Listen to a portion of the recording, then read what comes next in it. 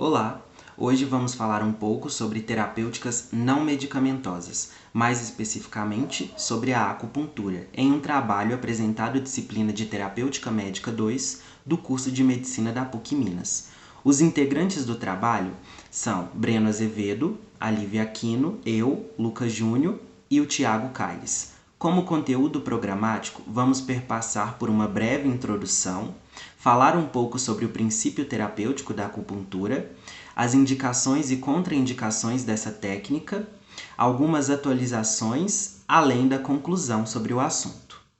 Para dar início, vamos falar um pouco sobre a epistemologia da palavra acupuntura, que deriva de radicais latinos, onde acus significa agulha e pungere significa punção.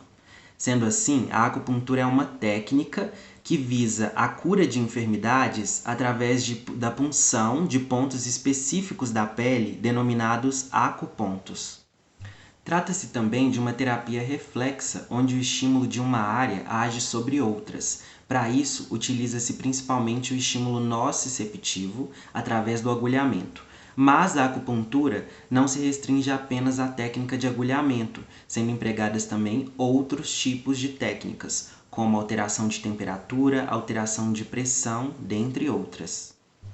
A acupuntura faz parte de um conjunto de conhecimentos teórico-empíricos denominados medicina tradicional chinesa, que conta não só com técnicas de agulhamento, mas também de massagens, exercícios respiratórios, orientações nutricionais e a farmacopeia chinesa, que conta com medicamentos de origem vegetal, animal e mineral. Acerca do princípio terapêutico, há uma diferença de pontos de vista entre a medicina ocidental e a medicina tradicional chinesa. Dessa forma, a medicina ocidental tenta, por várias formas, explicar o princípio terapêutico da acupuntura. E uma dessas hipóteses é o princípio das comportas da dor, em que há como fazer uma modulação da dor pelo estímulo de fibras nervosas, diminuindo ou aumentando a condução de estímulos ao sistema nervoso central. Em contrapartida, a medicina tradicional chinesa acredita que o ser humano é um complexo de energia vital e os vários sistemas desse organismo controlam o fluxo dessa energia. Sendo assim, existem pontos de controle que, se forem estimulados de forma correta, conseguem restaurar o equilíbrio, diminuindo, amenizando ou curando essas enfermidades. Falando um pouco sobre os acupontos, tem-se que são pontos empiricamente determinados através de milhares de anos de prática médica da medicina tradicional chinesa. E hoje sabe-se que são pontos na pele com uma elevada concentração de terminações nervosas sensoriais, intimamente ligadas a nervos, vasos sanguíneos, tendões e periósteos.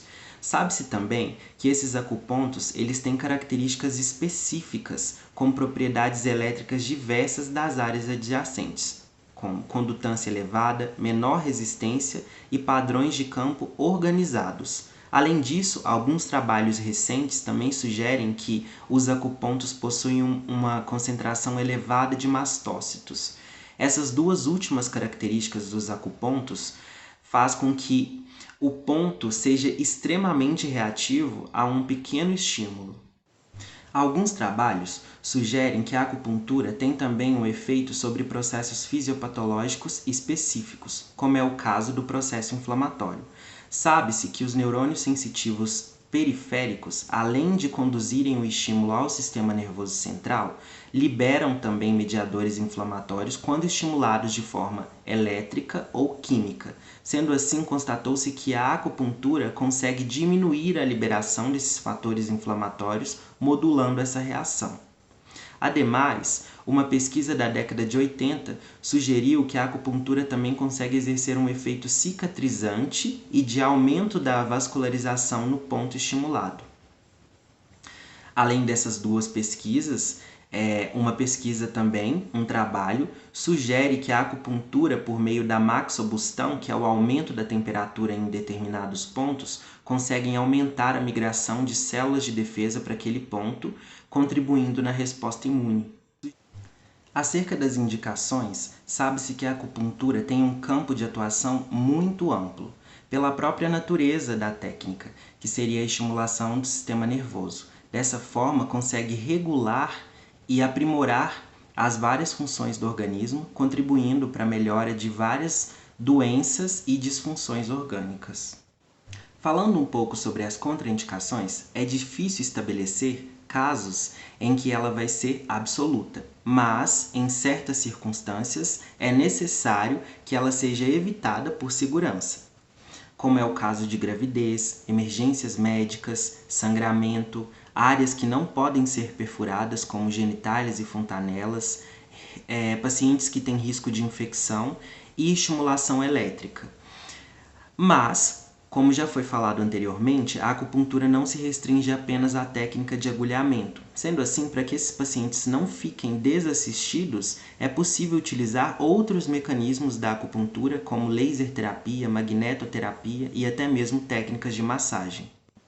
Agora vamos falar um pouco sobre algumas novidades da acupuntura.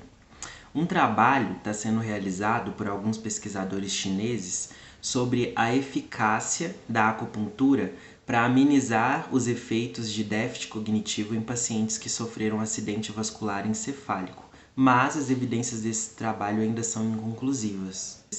Uma outra revisão de literatura publicada em 2019 buscou evidências do uso da acupuntura relacionada à melhora do déficit cognitivo em pacientes com Alzheimer e constataram que os pacientes que foram submetidos à acupuntura tiveram uma melhora significativa do déficit cognitivo comparado aos pacientes que usaram o donezepil. Além disso, esses pacientes também tiveram um melhor desempenho no Mini-Mental e em outros exames que testam a cognição. Contudo, acredita-se que essa revisão de literatura possua um viés cultural, já que foi publicado por pesquisadores chineses. Há também uma pesquisa em curso de autores estadunidenses que visam utilizar a acupuntura no manejo da dor no departamento de emergência, comparado com pacientes que usam opioides para o manejo dessa dor. Por fim, um estudo publicado em janeiro de 2022 por autores chineses sugere que o uso da acupuntura tenha maior eficácia no manejo da dor em pacientes com herpes zoster comparado aos métodos ocidentais. Levando em conta essas informações, tem-se que o Conselho Federal de Medicina reconheceu a acupuntura como especialidade médica em 1995. Sendo assim, considera-se esse reconhecimento relativamente recente e as várias nuances da técnica ainda são incógnitas para muitos médicos e profissionais da saúde.